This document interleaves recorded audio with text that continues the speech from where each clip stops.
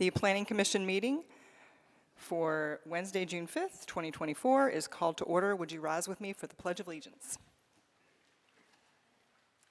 I pledge allegiance to the flag of the United States of America, and to the republic for which it stands, one nation, under God, indivisible, with liberty and justice for all.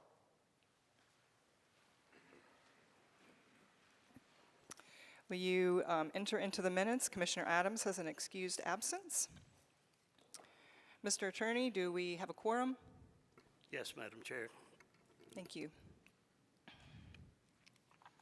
All matters requiring commission action shall be presented to the Planning Commission by the planning staff and the applicant. In situations where planning staff is the applicant, there will be only one presentation.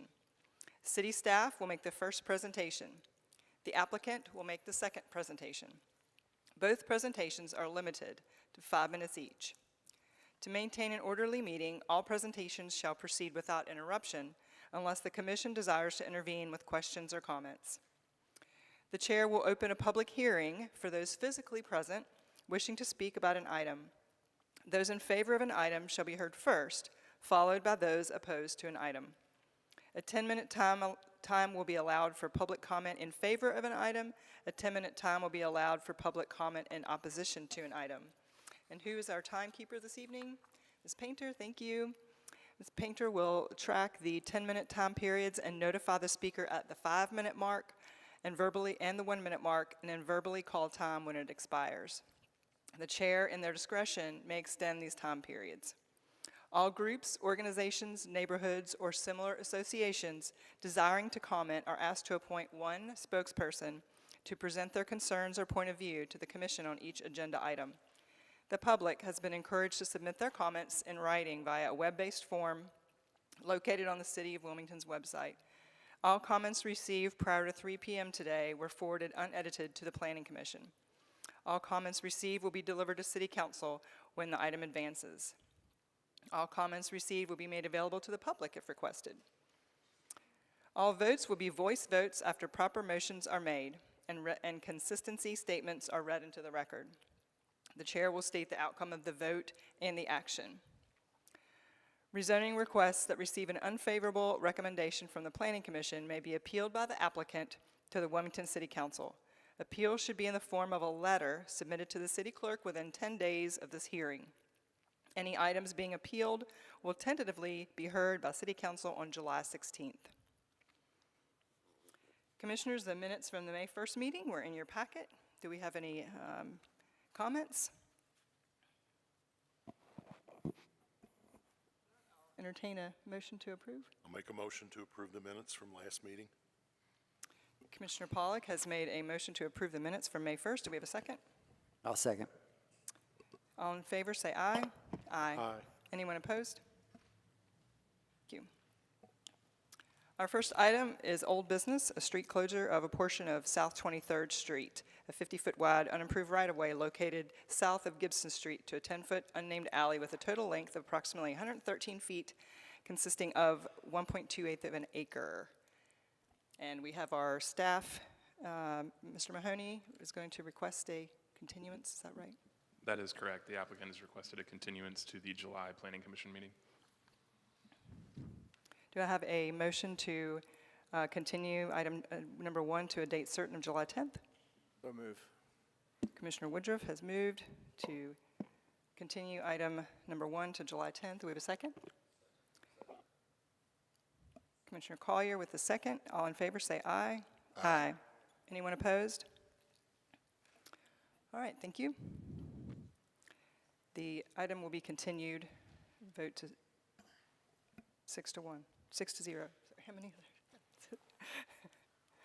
All right, first item of new business is a conditional district rezoning of property containing 2.39 acres located at 1320 Independence Boulevard from R15, moderate density single dwelling district, to ONI CD for a commercial district mixed use CDMU development. And my understanding is that the applicant's going to request a continuance.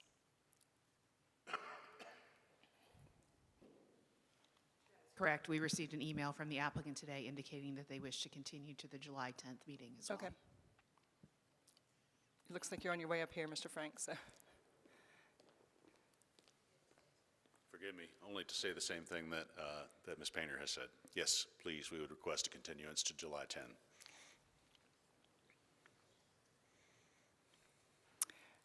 Okay, commissioners, do we have a motion to continue agenda item 2? I make a motion to continue agenda item 2 to the July 10th meeting. Commissioner Lennon has moved to continue agenda item 2 to a date certain of July 10th. Do we have a second? Second with Commissioner Collier. Any discussion? Monday? It's Wednesday. What year are you looking at? What does that say right there? July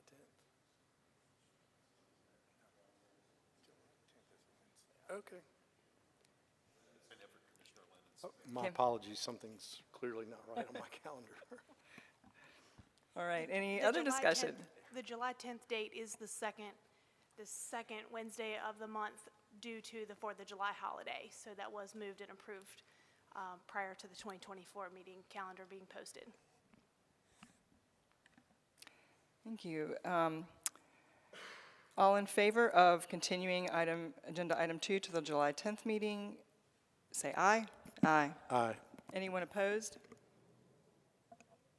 Thank you. Thank you. Motion carries 6-0.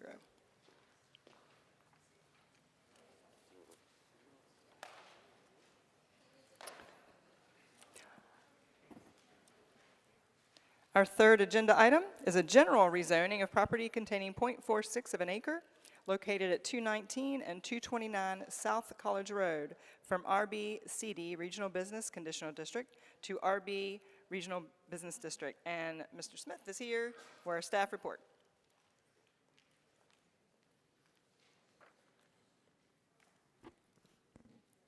Good evening, Chair and Commissioners. This is public hearing number 3, general rezoning of 219 and 229 South College Road.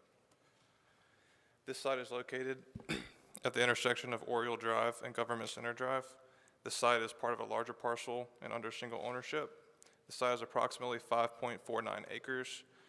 The request is to rezone .46 of an acre of the subject parcel. This portion of the subject parcel is currently used for automobile display and employee parking. This map shows the general vicinity surrounding the request, as well as photos of the subject property. These are photos of the existing conditions surrounding the subject property. These are photos of the adjacent properties and land uses. Commercial uses are located to the north, south, and west of the site. Residential uses are located to the southeast and east of the site. The site is currently zoned RBCD, Regional Business Conditional District. The site is bordered by RB to the north and west, R15 to the east and southeast, and O&I to the south. This portion of the subject parcel was rezoned to a special use district on February 1st, 2000 to allow for automobile display and employee parking. With the adoption of the new Land Development Code in 2021, all existing special use districts were converted to conditional districts. The subject property is located within a suburban commercial retrofit area of opportunity on the comprehensive plan growth strategies map. Suburban commercial retrofit principles encourage the retrofit of underperforming and outdated sites. Staff believes the proposed zoning amendment is consistent with the recommendations of the Create Wilmington Comprehensive Plan and that the request is reasonable and in the public's interest. Staff recommends approval. That concludes this presentation. I'm happy to answer any questions you may have, and the applicant is here as well. Thank you. Commissioners, any questions for staff? All right, the applicant is welcome to Thanks. come up.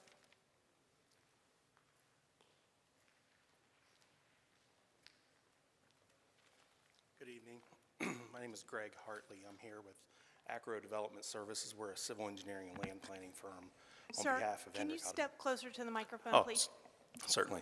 My name is Greg Hartley. I'm here with Acro Development Services. I'm a civil engineering firm here on behalf of Hendrick Automotive Group.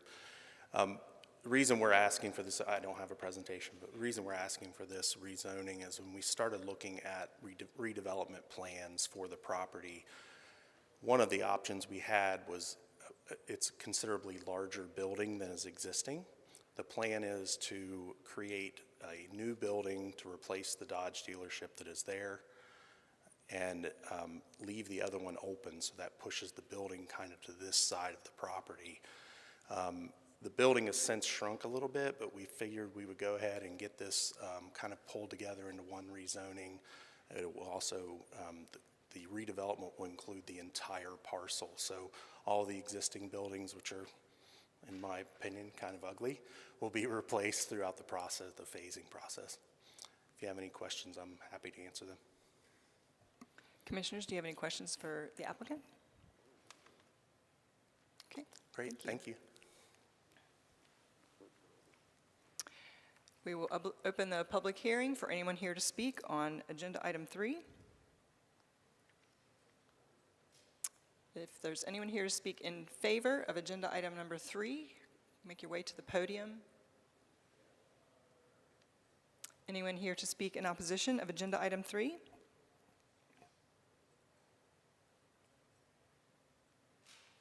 All right, anybody here to speak on agenda item 3? The public hearing is now closed.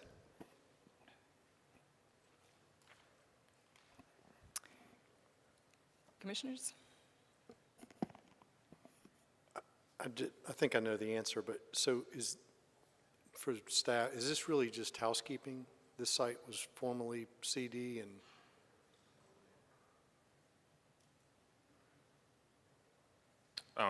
Yeah, this would be removing the CD portion of the RB zoned section of the larger lot, and it would bring the entire parcel under the RB zoning district. I have to say it, and I've said it before and I get the same answer, but it just seems like we're making the applicant go through a lot for something like this, just an observation. I mean, they've had to hire professionals and go through when they're obviously getting ready to redevelop the whole site. So I'd love to see future land use plans somehow. I mean, this one, the Overholt law firm that we did on College Road, my favorite was the auto repair place that just wanted to put 2 more bays on the end of their building, and they've got to hire a professional and come in and go through all this. So that's my only comment. Commissioner Collier? This is for staff as well. Do we know if there are a lot of these? I understand the special use permit was added in purely because of, it sounds like outdoor advertising and things that were not consistent in RB. But do we know with the new LDC, do we suspect there's going to be multitudes of these coming through that went from special use to CD? I think we'd have to, can you hear me? I think we'd have to evaluate that. I think when we did the code rewrite and the citywide rezoning, we tried to clean up what we could. I don't think we captured everything. Sure. This is a unique situation. I tend to agree with the sentiment that there might be a better way to do it, but right now we're kind of held to, it is a conditional district, and by law we have to follow this process. Right. And am I right that it was purely about the outdoor signage? There was nothing else with the special use permit? And Pat may be able to answer that. I don't know, but I'd have to go back and read the minutes, but my speculation is this was a single-family lot at the corner, and they wanted extra protection because of that fact. So they didn't want any other RB uses in there, and they intended to just use it for the vehicle parking, and that's what they did. And now that it's part of the larger tract, they just want it to be part of the overall zone to be consistent across the property. okay. All right. Thank you, Brian. Commissioner Pollack? 3 to staff, and Brian to you. You made the comment, and I think it was said that this process is governed by law. Is that state law? Is that, just city process? What if somebody wanted to change that to simplify it for an applicant? For a conditional district to be changed, only the applicant can make that application. Okay, but I think to Commissioner Lennon's point, does state law prevent us from, as a planning commission, saying, hey, we need to look at that process and simplify it, or? I think that the code would allow this commission to look at a CD that hasn't been acted upon. I think there's like a 3-year limit, so if somebody gets a conditional district rezoning and they don't do anything with it, this commission can recommend to city council that they kind of remand that back to go to the previous zoning if they're not going to act on it. I'd have to consult with the attorney's office as to what options you have other than the property owner actually pursuing a rezoning to remove a conditional district. Yeah, I mean, I think that's a good, and Mike, I think that's a good discussion to have, and I don't want to belabor the point here, but I think good points have been raised by, my fellow commissioners, so that's why I bring it up this way. Yes, sir. The burden really is on the property owner to bring it forward, but I agree that it is a lot of work to get this. A lot of hoops. And just to clarify, I'm not advocating that the city somehow unilaterally take that action, but when the property owner does bring it forward, is there a way to streamline it?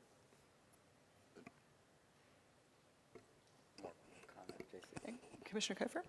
Yes, Madam Chair. Commissioner Lennon, I think we all applaud your obligatory duty to submit that to the record each time. So that's why I was chuckling. And I think we all know where you're coming from there. But for this particular site, I mean, making it more efficient and compact in the pattern, without objection, I'd be prepared to make a motion. I have one more question. It sounds like they're redeveloping the whole site.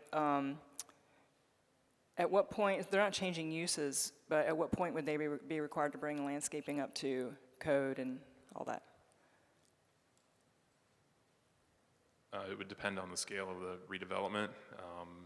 A full-scale redevelopment of the site may require full compliance with landscaping code.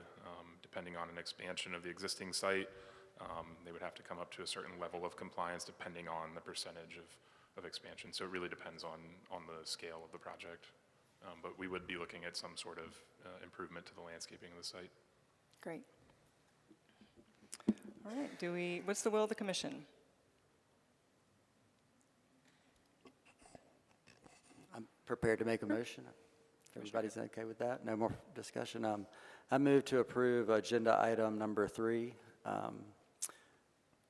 Do we need a second before I read the whole? I know you can read the consistency statement first, and Okay, then we will. thank you. So I move to approve agenda item number 3 to rezone 219 and 229 South College Road from RBCD to RB. We feel this request is consistent with the objectives and policies of the following plans adopted by the City of Wilmington, the Create Wilmington Comprehensive Plan. The Planning Commission considers its approval to be reasonable and in the public interest because this proposal is compatible with the surrounding zoning and would allow for redevelopment that is consistent with the surrounding uses. Thank you. Commissioner Kofer has moved to approve agenda item number 3. Do we have a second? Second.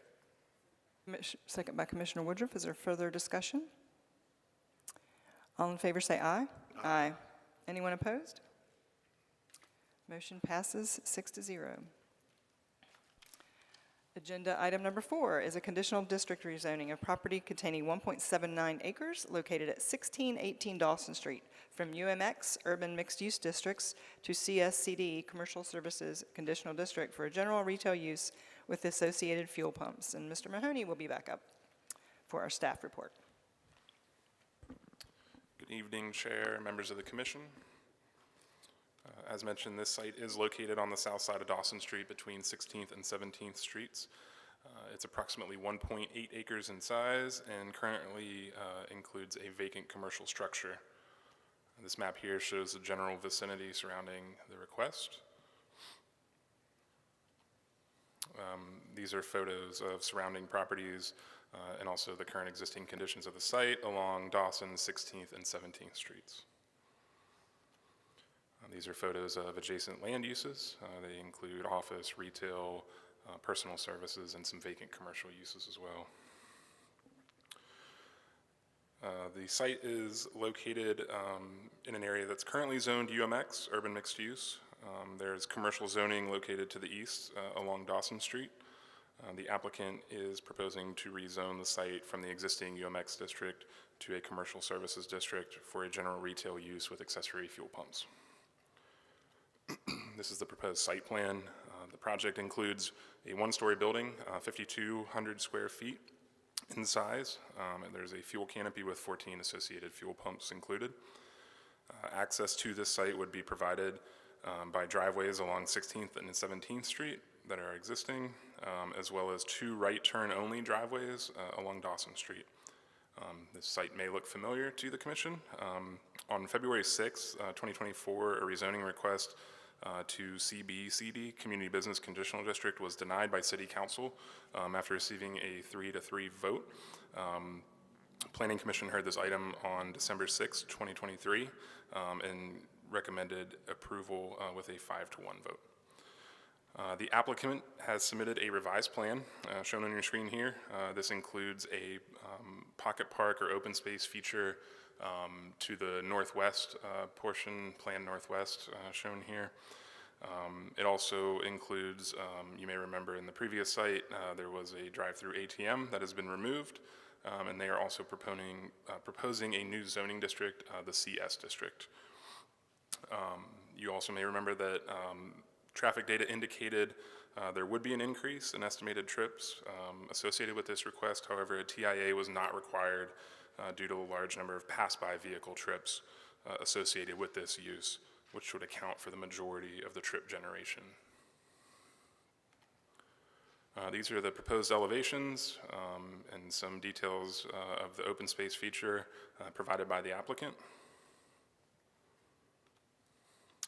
Comprehensive plan identifies the site as within an urban mixed-use center and post-industrial and inner-city revitalization area of opportunity.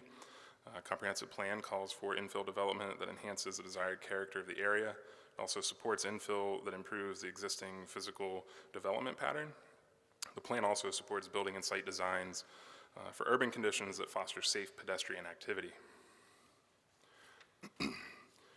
This proposed rezoning request would allow for compatible infill development. The proposed redevelopment would replace a blighted a blighted vacant building and provide needed investment along an important commercial corridor. The proposal includes a site-specific development plan and building elevations that ensure an improved urban form and increased vehicular and pedestrian safety. Staff believes this request is consistent with the comprehensive plan and that it's reasonable in the public interest, and we recommend conditional approval. I'm happy to answer any questions that you have. The applicant is here as well, and they have a presentation. Commissioners, do you have any questions for staff? Commissioner Pollock? Patrick, a couple questions. Refresh my memory. Does the plan call to raise the current building and put a new structure up? That's correct. Okay. Secondly, on the ATM is going to be part of the new structure. I mean, it's just moving out of a drive-through scenario and moving up to the building. Is that correct? I will let the applicant speak to if there will be an ATM interior to the site, but there will be no drive-through ATM that was shown on the previous plan. Okay, that's all I had right now. Commissioner Lennon? Forgive me if we talked about this last time, but what's the history of the UMX zoning on this site? The UMX zoning was placed on this site back, I believe, in 2013. Previously, it was zoned O&I and CB. At that time, the city came through and designated some areas in town urban mixed use zoning district. So since that time, it's been in UMX zoning. So the drugstore was in operation when this zoning was put in place? I believe it was. I'd have to go back and confirm. I believe it was constructed prior to the UMX zoning being placed on the site. I think it's been a couple different flags. Right. And then when this, when the previous plan went before council and was denied, did planning get any feedback from council as to why it was denied? There was not much feedback for the denial. That's about all I've got. The applicant has decided to resubmit with the CS zoning. You answered my question. Yes. And then, if you don't mind, if you would indulge me, would you go back to the aerial for a second?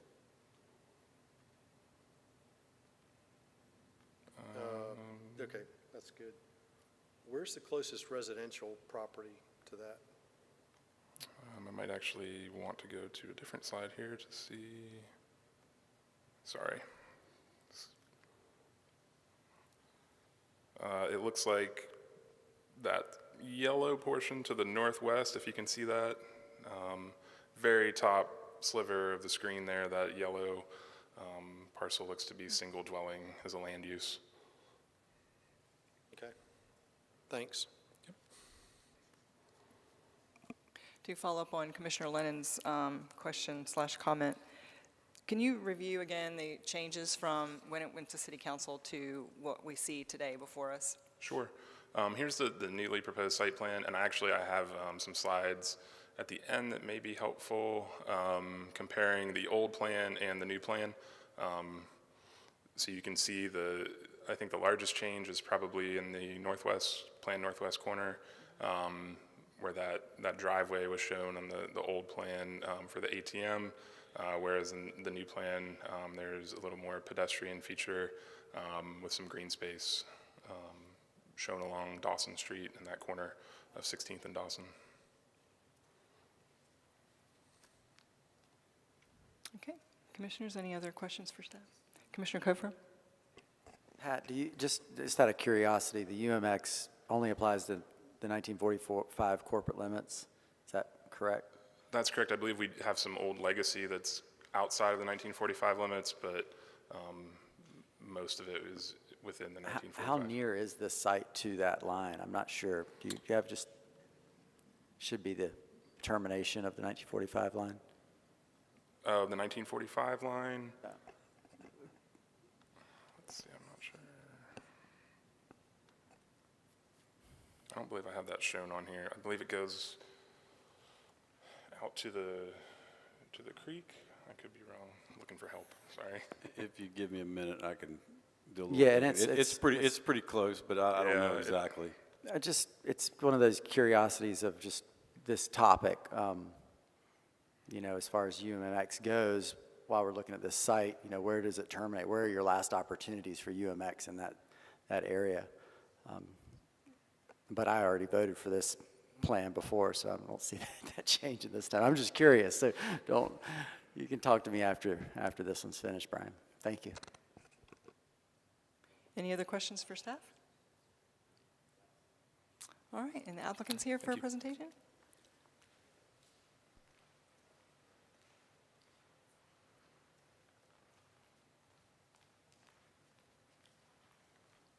I'm way shorter than Pat. Good evening. My name is Amy Schaefer. I am here tonight on behalf of the applicant. I have with me the development team who are happy to answer any technical questions. I do have a presentation. I don't want to go over a lot of the same things that Mr. O'Mahony did, but it is my job to kind of orient you to the plan. So again, this is, let me get to the start of it. Okay, I apologize. Okay, I'm having some difficulty getting to the start of my presentation. There we go. Okay, so as stated, we've been here before. I think all of you except Commissioner Lyle was here for that meeting. We did try to go back and take some of the feedback that we heard. As staff said, there wasn't a lot to go on, but we tried to interpret some of the concerns and changes and address those in the plan. Again, these are the current conditions.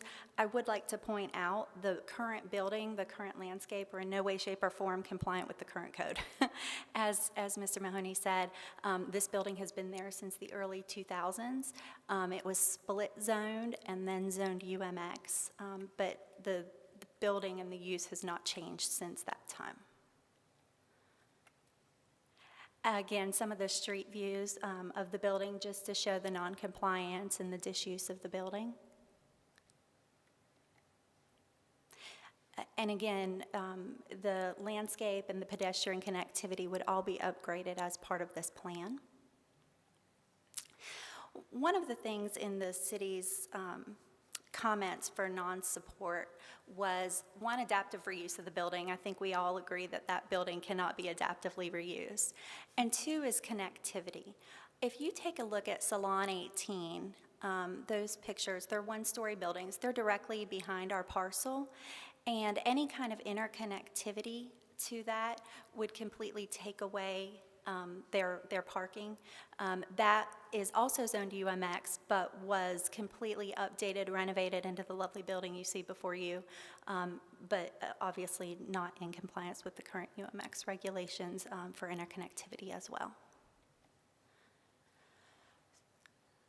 So here's the site plan. Any site-specific requirements, I'd be happy to have our civil engineer, Rick Baker with Timmons, come up and answer. I would like to say again, just to remind you all, that the Design Adjustment Committee has reviewed this, as well as the WMPO and the DOT. So all of the external connections, all of the drive aisles, have been vetted through them and TRC already. One major change that you'll see through this is the ATM. The ATM lease will be up by the time that any building construction happens, the outdoor ATM lease.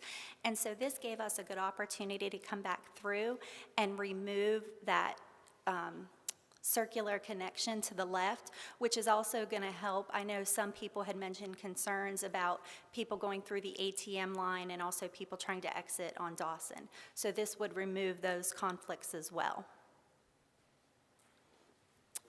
And again, the conceptual landscape plan. I will say that the conceptual landscape plan went through a lot of design and review. These are a few of the local area-wide landscape and design that our architects took into consideration for the design of that pocket park. And we do have the architect here today if you have any questions about that or the building facade and building design. So what this is going to do is it's going to give us a lot of additional pedestrian connectivity. It's going to give us a lot more meeting space. People who come and walk to the Circle K to get a burger or a hot dog for lunch are going to have additional space to sit and enjoy their lunch. Mr. Everhart from David & Associates couldn't be here today, but I believe he sent a comment. He was also at our community meeting and was very appreciative of the new view, hopefully that will be outside of his office window. And again, just some more illustrations. And the elevations. Another important point, I think, is the stormwater. Again, we'll be reducing the impervious coverage on the site and improving and updating the stormwater. And again, the building has been vacant since 2021. It's not compliant. It's difficult to integrate UMX on one site when the adjacent properties have not been integrated into UMX. However, they have been updated, so that makes it unlikely that they would be redeveloped. Is that my time? And I was just going over some of the other requirements. I'm happy to answer any questions, and the team is here as well. Commissioners, do you have any questions for the applicant? Commissioner Pollack? Amy, two questions. One, Yes, sir. that I asked earlier, the ATM, are you going to have one? Yes, sir. It'll be inside. Yes, sir. It'll We'll have be an inside, Yes, sir. okay. We'll have an ATM inside, and it is a 24-hour operation of the business, so the ATM will still be available to the residents 24 hours. Okay. Secondly, the new building that's going to be constructed, height-wise, is that about the same size as the current one, or a little higher, a little lower? I mean, it looks like... I don't know how tall the current building is. I can certainly ask if... We're not sure of the height of the current building. I apologize. Okay. It looks similar. What's that? Okay. I got my answer. Thank you. Anyone else? Commissioner Cofer? Thank you. Amy, just going back to the split vote at City Council and the rejection, bringing you back through the process. So you're identifying the two main objections were, one, inability to repurpose the building, and two, interconnectivity? So those were staffs. So in the staff report, we tried to figure out, why staff may have non-support, and those were two of the major reasons for non-support, and I just wanted to point out why those weren't. As for planning, City Council, I do think that the access on Dawson was an issue. I know there were some questions about that. And so again, removing the ATM, we hoped would help alleviate some of that on and off concern onto Dawson. And then again, the additional pedestrian connectivity and the enhanced landscaping and green space. And so when the ATM was eliminated from the plan is when the sort of passive park came out of the ground? Yes, sir, absolutely. We tried to repurpose that space in something that could be used by anyone who's going to the convenience store, as well as the neighboring residents. I do believe there are some residential homes a little bit further down Dawson Street toward the bridge. Seems more than generous from a private property owner standpoint. And just, this is more, just the last question is more of a technical question. So when the conditional district goes through, what exactly is the applicant being married to? Because you've got great illustrations and renderings, but is it specific to the site plan or some of these renderings that we're seeing? So the elevations, first of all, the elevations will be required. We had to go to the Board of Adjustment for those, and so what you see on the elevations would be substantially required. I mean, if for some reason Circle K changed their colors to blue, or, you know, the sign placage, but the fenestration, the building materials, all of that was approved. Any access points would be required to stay the same. We would have to bring it, of course, into compliance with all the code requirements for stormwater, landscaping, so your setbacks would stay the same. And then anything specifically set as a condition. So the conditional rezoning is site plan specific. So any modification to the site plan would either be an administrative approval that staff could approve, and there's a list of what those are, or if it's a major modification to the site plan, it would have to come back in to you all. So, you know, the pocket park, if that's the concern, if the configuration changed or DOT said, you know, no, we want something changed, that might be a minor modification. To take it out completely would probably be a major modification, and that's something you could ask staff that would have to come back through. Well done on the presentation materials. By all means, I think the project appears to be much more improved than the last time we saw it. And thank you, Ms. Schaefer. Thank you. Commissioner Collier? Ms. Schaefer, is there any changing from CB to CS? CS is a little bit heavier of a retail zone, Yes. and we needed to change from CB to CS to bring the project back through, correct? Yes, sir. Because of denied at council. The only other major modification was the front setback is different in CB and CS. And so the building is set back a little further than it was in the CB. But everything else, all of the other requirements and restrictions on the building were the same as you saw in the other plan. You said you went to Board of Adjustments and you've been to DAC. Yes, sir. DAC looked at the drive access, and Board of Adjustment looked at the fenestration and the don't want to get this wrong, but I believe it was also the principal, because we have two front entrances, right? So we went through for those. Well, I doubt that the windows along the front are going to be truly windows, but that's immaterial to this discussion. The entrances on the street, are they entrances in and out, or was one an exit only, or do you know that? Yes, sir. There will be a full entrance.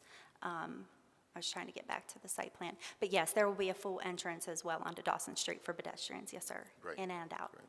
I mean, I think it's a beautiful project. I think it is certainly will be a much needed improvement to that particular portion of the block. I do like that the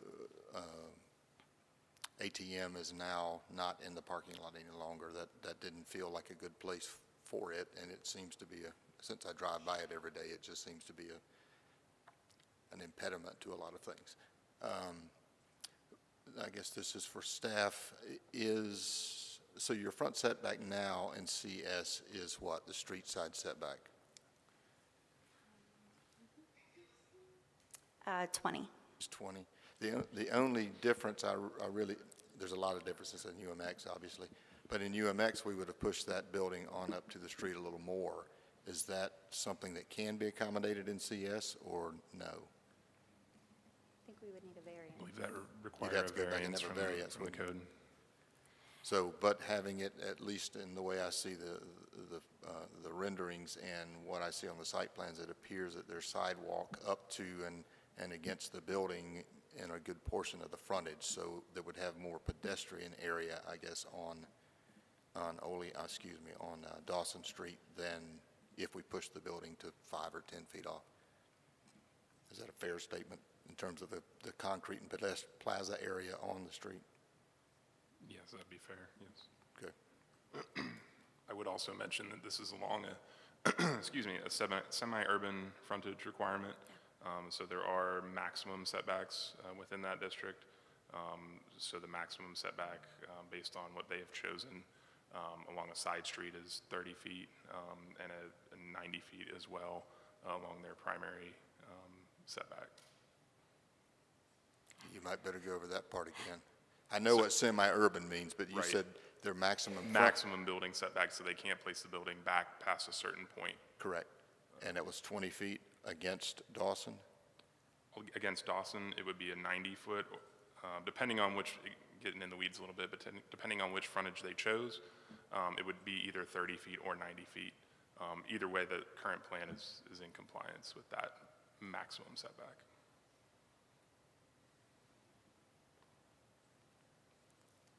Okay. Sorry to muddy the waters. No problem at all. So you're 20 feet setback, we have a good plaza, we have good pedestrian movement. I like the little area at the corner, very nice layout and design. I think it's a very good use for this particular parcel, so thank you. Commissioner Lennon? How long has your client controlled this property? The applicant is currently under negotiations to lease the property. Okay. Let me say it another way. So they went through this whole process, got denied, and they're back. Yes. The TIA was not required because of the large number of pass-by trips. Yes, sir. That would be taken into account. Is it fair to say that they're not doing this hoping people are going to come utilize the facility? We are absolutely hoping people are going to come to utilize the Let me say it facility another way. on their way to Would work. Would they have invested the time and the money if they didn't think that there was a need and a demand for this service in this location? Absolutely not. I do know that, Mr. Kofer, that's a good point, Mr. Lennon. One of the questions was, do we need a gas station here? Aren't there enough gas stations in the area? You said that, not me. No, it was a question at council, and I apologize, I had forgotten. Absolutely not. There's a gas station across the street. We are aware of that. It is also zoned UMX, by the way. And, my client the applicant has done this a long, long time. Sorry, Andy. He does market research. He knows his studies. They've put a lot of effort into this. Not only have they been before you, but again, DAC and Board of Adjustment as well. And so they are committed to this site and hope to make it work and do think it will be a successful addition to the neighborhood. So the indicators are certainly there that the general public, there's a demand There for is this a type demand. of service in this location. Yes, sir. Okay, thanks. Madam Chair, one Chair more. Collier? And this really isn't a question for you. It's a comment on something that you said and making sure that everyone listening understands. Not having the TIA in this case is not a terrible thing, and the pass-by trips means that there are that many cars going along Dawson Street, and pass-by trips stop into a gas station or a facility such as this.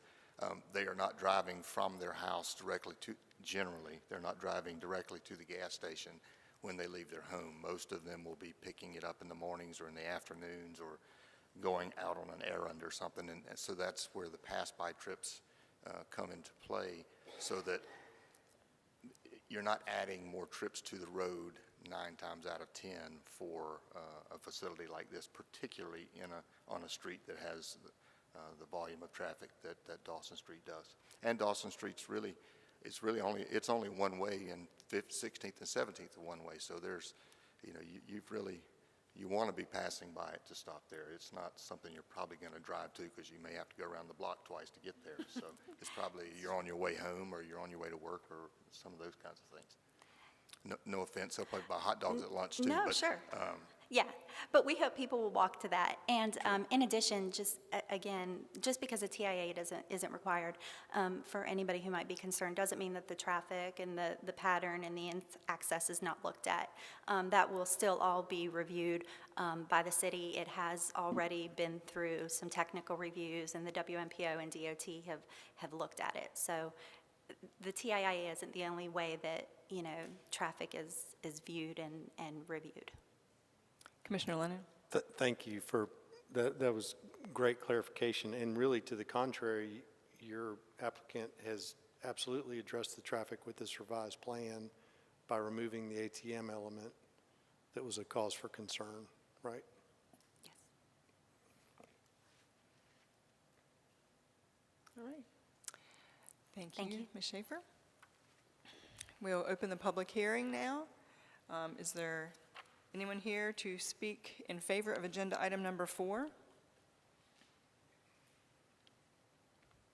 Anyone here to speak in favor of agenda item 4? Okay. Is there anyone here to speak in opposition to agenda item 4?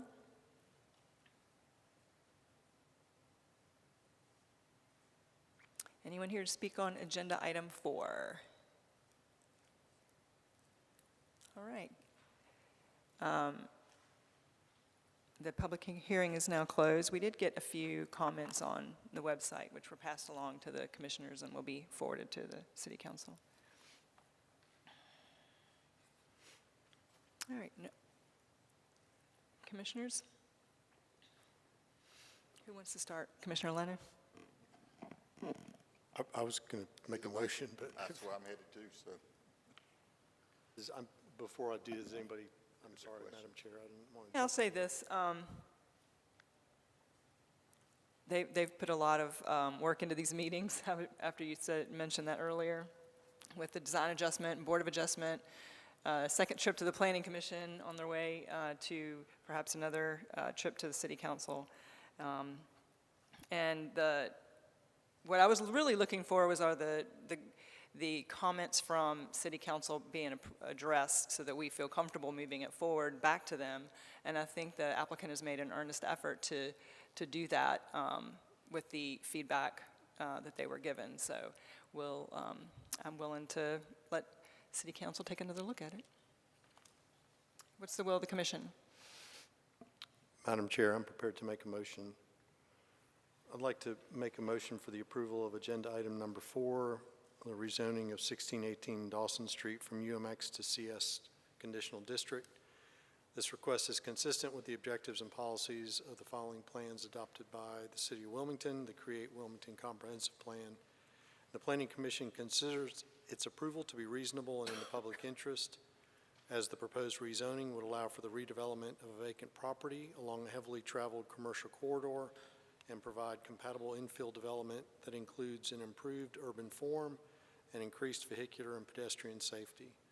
Therefore, the Planning Commission recommends approval of this request. Thank you. Commissioner Lennon has moved to approve agenda item number 4. Do we have a second? I'll second. A second? Do we have any? Madam Chair, just a point, there are conditions with this, or Oh, is that yes. included in your motion? I'm sorry, I should. No, thank you for that. The motion would include the conditions. Yes, forgive me, and I thought because we were going to CD, but I will amend to say with the conditions listed in Page staff's 4. packet for this item. Thank you. Maybe we can start adding that to the consistency statement, because we tend to overlook that when we're doing our motions. Thank you. Commissioner Pollack had a second for the motion to approve agenda item number 4. All in favor, say aye. Aye. Aye. Anyone opposed? All right. Another motion passes 6-0. Thank you. Good luck with your project.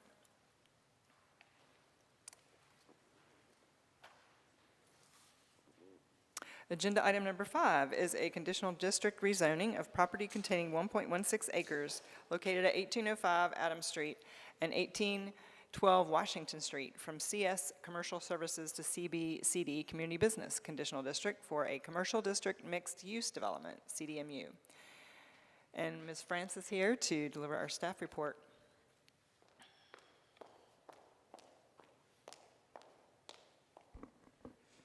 Thank you, Madam Chair, members of the commission. The site is located along South Carolina Avenue between Adams Street and Washington Street and contains approximately 1.16 acres and a vacant structure. This map shows the general vicinity surrounding the request, as well as photos of the subject property. And these are photos of the existing conditions surrounding the subject property. These are photos of the adjacent properties and land uses. Commercial uses are located to the north and east. Industrial uses are located to the west and southwest. Civic and institutional uses to the south, and single-family residential located to the southeast. The site is currently zoned CS, Commercial Services, and is bordered by CS to the northwest and east, and R7, Medium-Density Single-Dwelling District, to the south. The applicant proposes to rezone the subject site to CBCD, Community Business Conditional District, for a CDMU development. The project would consist of 14 two-bedroom residential units and 8,500 square feet of ground floor commercial uses. The existing 1,000 square foot structure on site would be renovated for support facilities. Additionally, the project includes 2 lots with driveway access provided from South Carolina Avenue and a cross-access connection to the adjacent Dramtree Tavern located along Washington Street. In front of you are conceptual elevations of the proposed mixed-use buildings. The site is located within an employment, academic, transit-oriented mixed-use center, a post-industrial and inner-city revitalization area of opportunity, and along a main street on the Comprehensive Plan's Growth Strategies map. The proposed site utilizes existing utilities and increases the housing supply while protecting desired neighborhood character through infill development. Additionally, the site plan encourages a continuous pedestrian and vehicular connection between the existing and proposed developments. Staff believes the proposed zoning amendment is consistent with the recommendations of the Create Wilmington Comprehensive Plan and that the request is reasonable and in the public interest. Staff recommends conditional approval with the conditions listed in the case summary be applied. That concludes staff's presentation, and I'm happy to answer any questions. The applicant is here as well. Thank you, Ms. France. Commissioners, do you have any questions for staff? All right. Thank you. The applicant can come forward.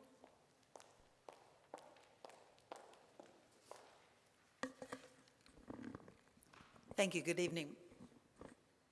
I'm Cindy Wolf. I'm here with Walt Cartier, who owns this particular property. When he bought the property, he bought everything between all of the streets, Washington, Kentucky, Burnett, South Carolina, and Adams. But the 2 properties that we're talking about are those on the South Carolina frontage. As she pointed out, this is CS, and in this particular area with the other uses around it, you wouldn't think twice about a commercial district mixed use, but commercial district mixed use is not permitted in the commercial services district. It was intended for probably more, not industrial, but heavier uses in general. That's not how it has developed around it, but that's why we're here for the change, so that we can avail it to the commercial district mixed use.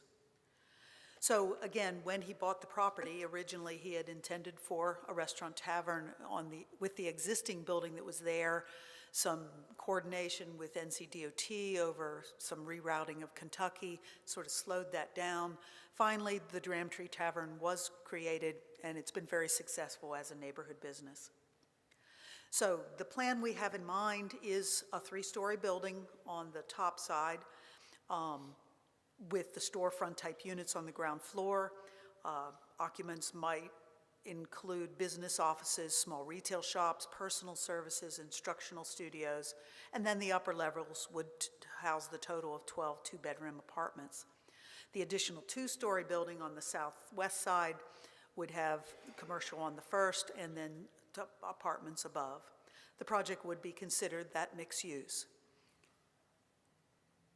The architectural style that the designer has come up with is very intentionally to mimic what is already at the Dram Tree.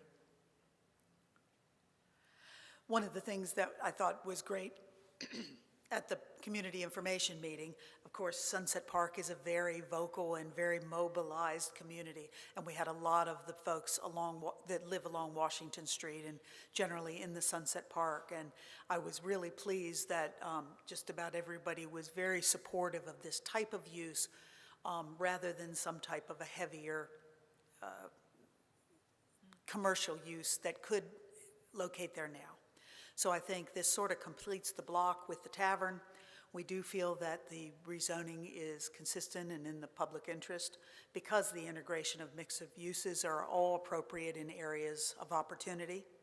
That growth can be accommodated in the city through mixed use where the neighborhood will be enhanced by it, and that infill development where the lots are existing and services are available reduces overall development costs and then can assist in restoring housing options and diversity at an affordable rate.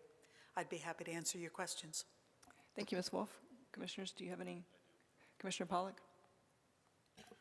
Cindy, how are you this evening? Fine, thank you. Question, and the picture you have up is exactly where I want to go to. The white line, is that just to keep us focused on what the property is that we're talking about?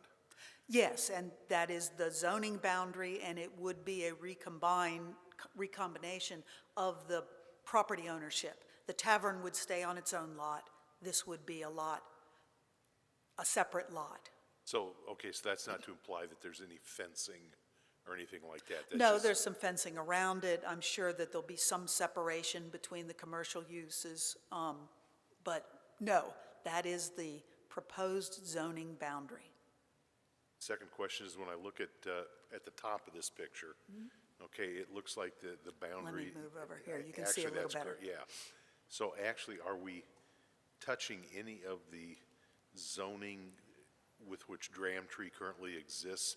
This looks to me like we're kind of, Right now, it's all Zone CS. okay. It's all pink.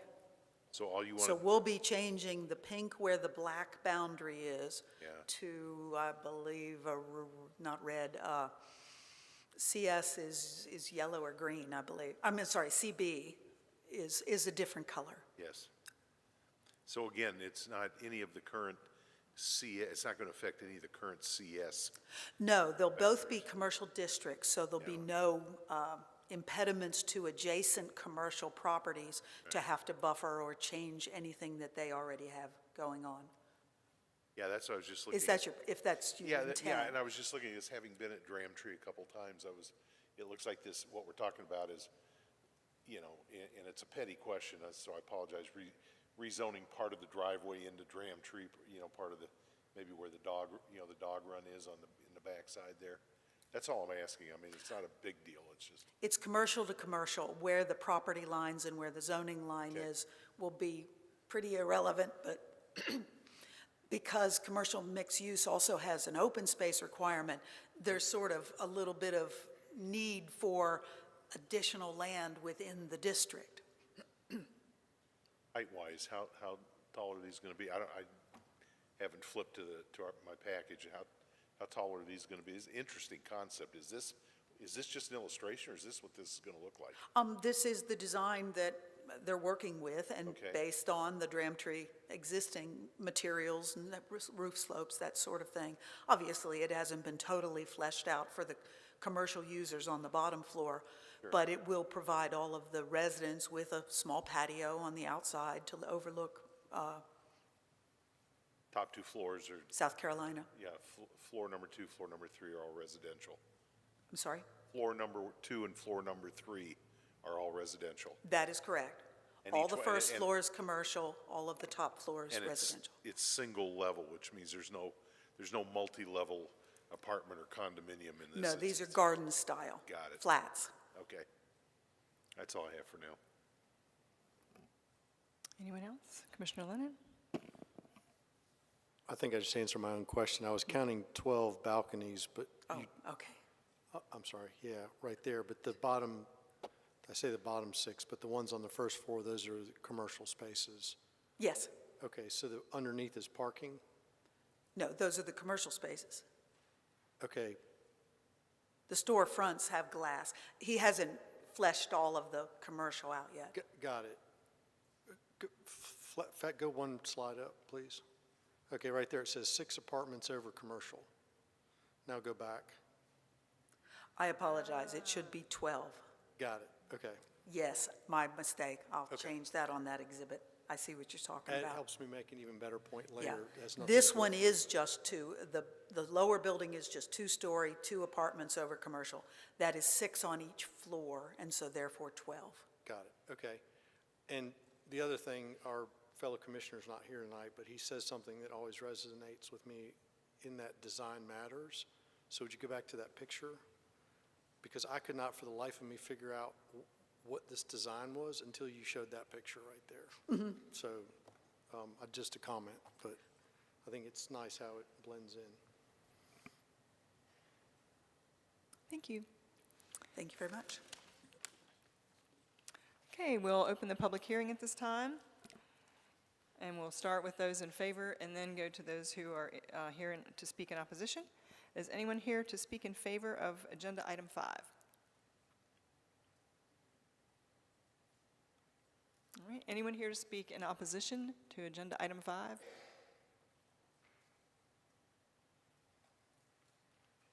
Anyone here to speak on agenda item number 5? All right, the public hearing is closed. We did have a couple of comments that came in on the web to, oh, go ahead. I'm sorry, there was one comment that came in which was Wolf, would you come back up to in the podium? favor, but they just had a question about the parking. I'm not privy to the comment. Well, we're in trouble because I don't remember all of it Oh, either. okay. So, I think perhaps when the conversation was going on during the community information meeting, one of their questions had to do with just, is there enough parking? Obviously, commercial mixed use is intended to do a little bit of both in a situation like this, because a lot of times the people that live upstairs can occupy the spaces where the commercial is closed, but then you've got Dramtree also. And I guess in larger events, some of the Dramtree traffic tends to work its way down Washington Street. So that's what I'm guessing the question had to do with. We've certainly provided all the parking we can and have met all the criteria that the city has for both the commercial and the residential requirement. You know, parking in situations like this, it just depends on the day, it depends on the event. so there's a minimum of 2 spaces provided. How many spaces, back up. How many spaces are being provided for each unit? 1.5, which is the 1.5. requirement, Okay. plus commercial spaces. My And I noticed that compatriot, you added some more after the community meeting. Yeah, They I don't added think- more parking. yeah, okay. So I was saved over here, and this is actually not the one I was thinking, but it does bring up the parking, but this one, they're actually more concerned, I think, about parking for Dramtree Oh, than they are parking we for- go and we're not going to have anywhere to park. Yeah, Yeah, because a lot of people park now in this wooded area, just among the trees and whatever. Now, there is on-street parking on South Carolina available. I'm pretty sure you can park on Adams, too. Washington, there's some signs posted, and we're not quite sure why, because it's certainly wide enough, and they typically do not tow or ticket on there, but there are signs. So we can certainly work with city council or the traffic department and coordinate that, too. Thanks. I apologize for No, asking. no, no. No, and one thing I like about the site plan is that there's not a Burnett access if they come in from the less traveled roads. Did you have something, Commissioner? Okay. Anything else for the applicant while we have her up here? All right, thank you. All right, Commissioners, how are we feeling about this one?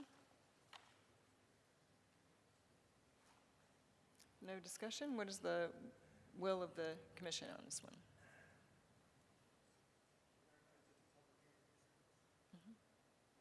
Yeah, nobody's here. Second verse, same as the first. Just make a few comments. I mean, you know, I haven't only been on the commission now for about 24 months or so. I have not seen anything on the, I've seen several sites that are within the bullseye on the comprehensive plan, this one being similar. It's right in the middle of the bullseye on the comp plan on every single of the 5 or 7 maps, but I hadn't seen anything in the post-industrial and inner-city revitalization shade, and this is kind of a neat zone and a neat infill project that, you know, I believe fits the, you know, the fabric of this community. It's also great to see that there's a large outpouring of community members that came to the meeting as they signed up, and of course no one's in here to object from what they saw and heard during that meeting. So seems like a great project, and I'm just super in favor in general about CDMU because it gives the city the best of both worlds. I mean, a great commercial component for all those residents in that community to, you know, depending on what business is there, to potentially patronize, but also increasing the, you know, the housing supply. So it just seems like a, you know, really, really good fit. That's just a comment. Commissioner Lennon?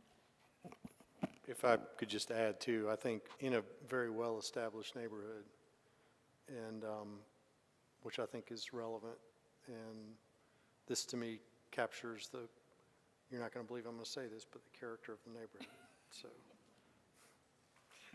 What? All right, what's the will of the commission on this one?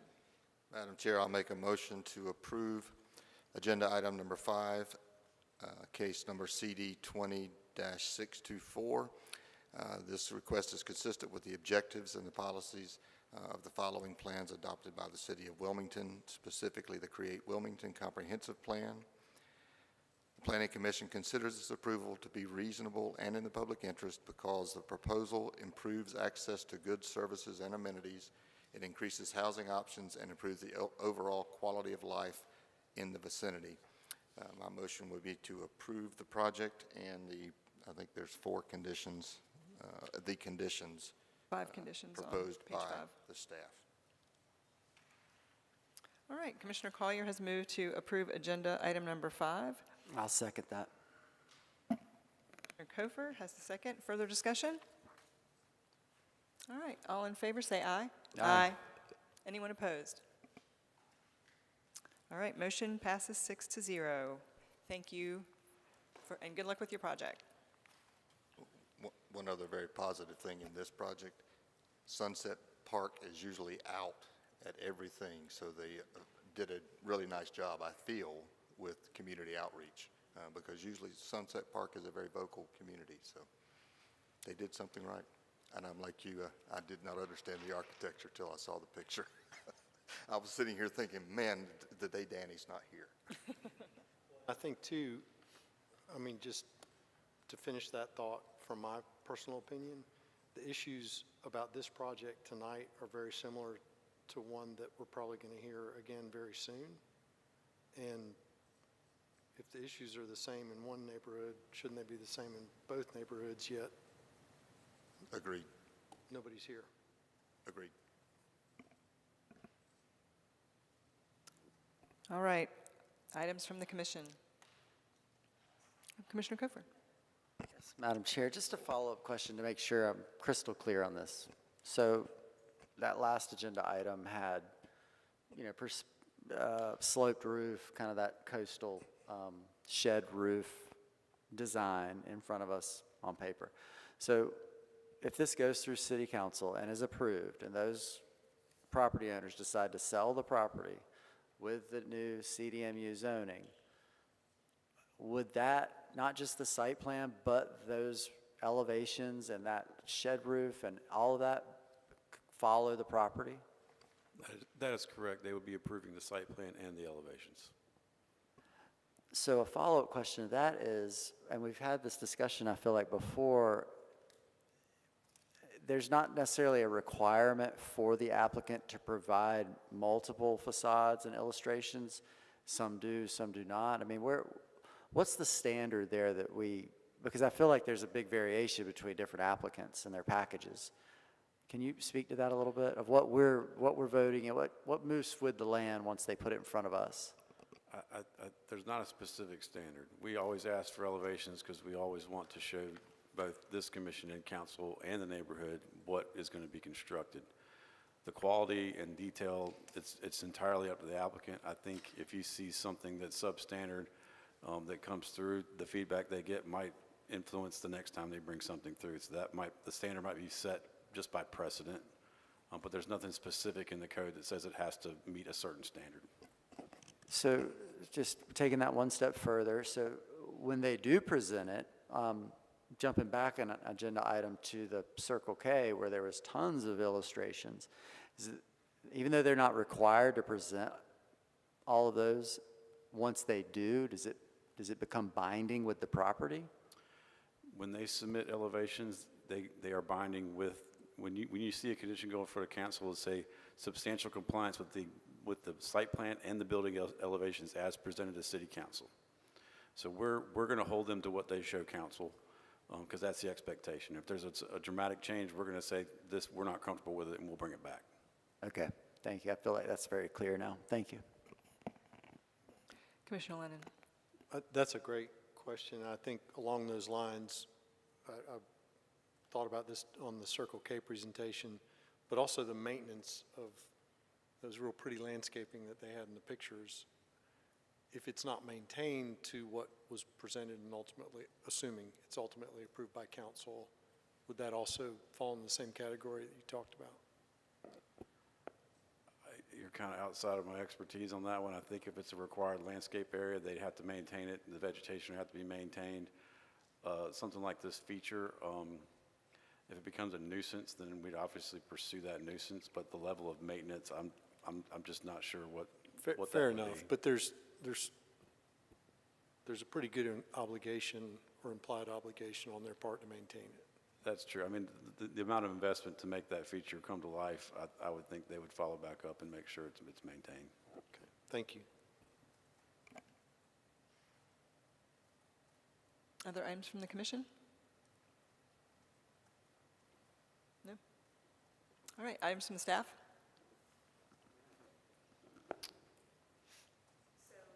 Couple of items, and I think Brian actually has a slide to put up with some meeting information.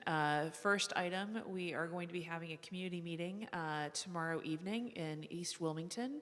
So this is a concept that we discussed with you at the workshop on workforce housing, and the idea of looking at areas where we have essentially created a lot of non-conforming lots through zoning over time.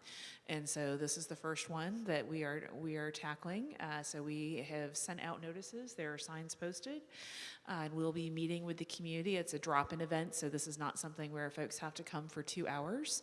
But it's an opportunity to discuss the potential for rezoning a few blocks of the East Wilmington neighborhood from R5 to R3 to better reflect the original subdivision plats, which were 33-foot wide by 100-foot lots. So by zoning it R5 and 5,000 square foot lots, we have made many, many of those lots non-conforming in nature. And so this would be an attempt to bring that back and bring those into conformance and remove that non-conformity and that barrier. So that's the first item we have for you. The second item we have is another community meeting we'll be holding at the end of the month. This is related to action from the May 21st council meeting. At that meeting, staff presented the last quarter's package of LDC amendments, and one of the amendments ended up being very controversial, and there is a significant public interest and opposition, and is the amendment that relates to legacy districts and exceptional design criteria. When the new code was adopted, we removed the density cap in conservation areas and instead limited and just focused solely on impervious surface area limitations. And so the proposed amendment was intended to bring the legacy districts into consistency with that. There was a lot of public concern in terms of the impact of that amendment, particularly with regard to a specific set of neighborhoods. And so the council continued that item to June 18th. and asked staff to come back with some additional information. Brian has been working with our GIS analyst to prepare a series of maps to better explain this concept.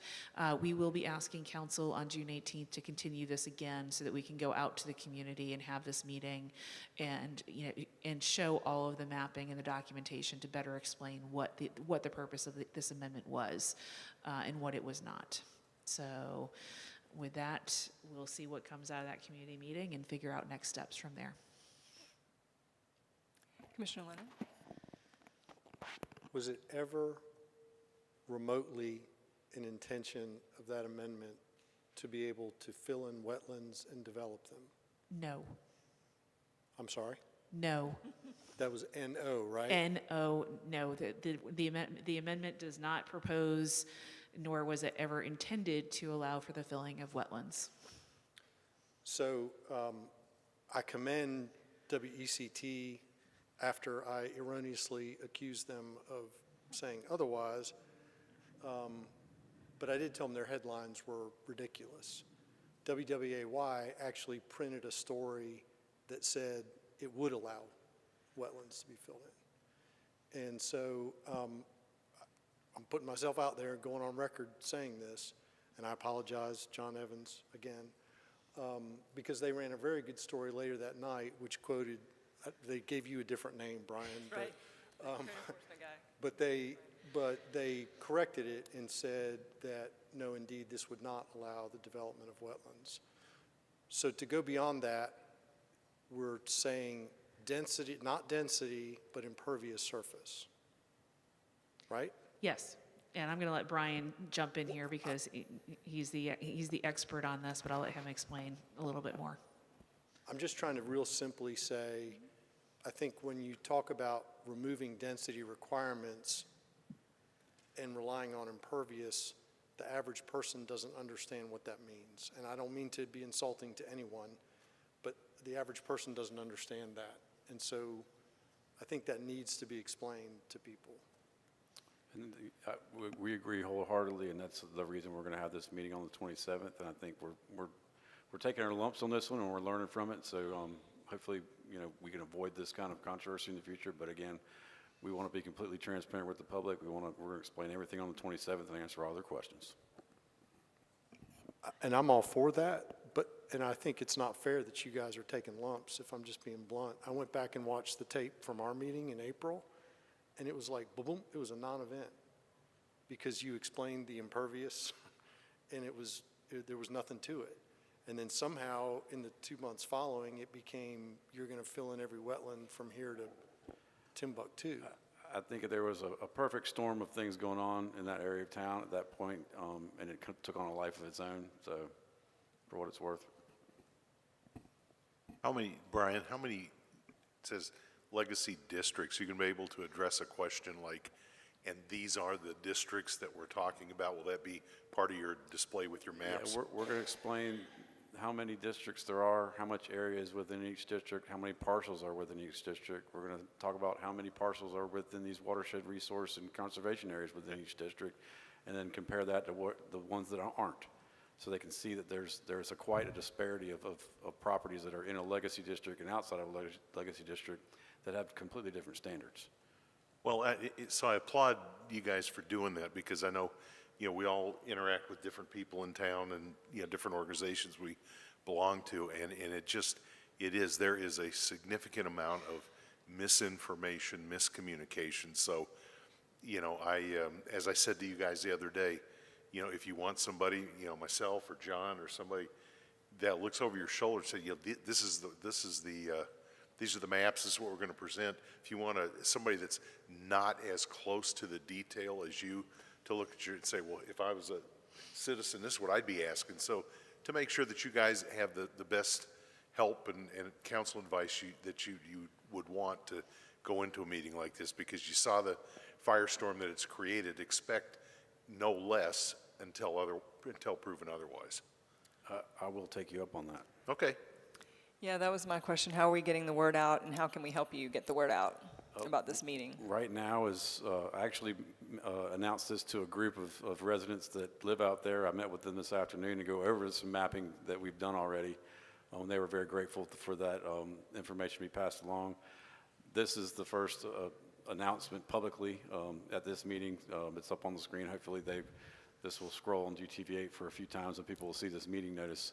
We're going to reach out to our communication staff and do social media blitz and contact all the people that have reached out to us over the past couple of weeks and make sure they're all aware. And I would encourage you all to help us get the word out as well. Great. We will. If you have an email or something, that goes out, the same mailing list that for the planning commission meetings, that's something we could forward. We'll forward that. It's going to be planning@wilmingtonnc.gov would be the planning email. So let me ask a really dumb process question. This is to Mr. Attorney. If 4 of us showed up at that meeting to understand what was going on, would that be considered a public meeting? You volunteered first. What's that? You volunteered first. That's fine, yeah, and that's okay. So number 2, 3, and 4 volunteer? I just want to, Potentially it could, because there are 4 of you together. If you're discussing matters that come before the commission, it would be in the open. I'm assuming this would be in a public forum that you'd be doing this anyway, so probably no harm, no foul. okay. Because I just think it's important. We've talked, Linda, we've talked, I mean, the amount of disinformation that's out there. And I know you guys are, got a big hill to climb to help address that. So it's just, folks sitting up here at the dais, I mean, any one of us ought to be able to attend that meeting but I just don't want to create a firestorm that says, oh my God, they're having a commission meeting. So, okay, that was my question. Lennon? Madam Chair, thanks for indulging me on this, but one of the things, I think I'd be less than honest if I didn't say, there's obviously a whole lot of buzz around density right now, period. And so that was, I think, one of the issues that's of concern to me on this particular amendment is that people hear the word density and that hard stop. That's where they stop. So I think just a suggestion as this is going out, what was the impetus to this? And I'll say you did a great job at the city council meeting. Unfortunately, nobody listened to you. Yeah. But I think that distinguishing that this is not a density issue, it's a impervious, correct me if I'm wrong, but the intent here is to get everybody on a level playing field and have impervious be the holy grail of protecting wetlands and stormwater, right? That is correct. So I think the more it's about that and not about the red herring of density, the better.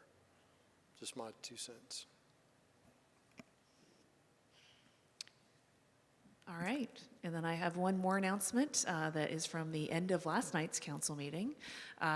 Councilman Rivenbark has requested that we schedule a joint meeting between the Planning Commission and the City Council. So stay tuned for more information on that. Great. Is there a topic or just a general? There was no topic identified, so that's something that we'll be working on. Great. All right, anything else?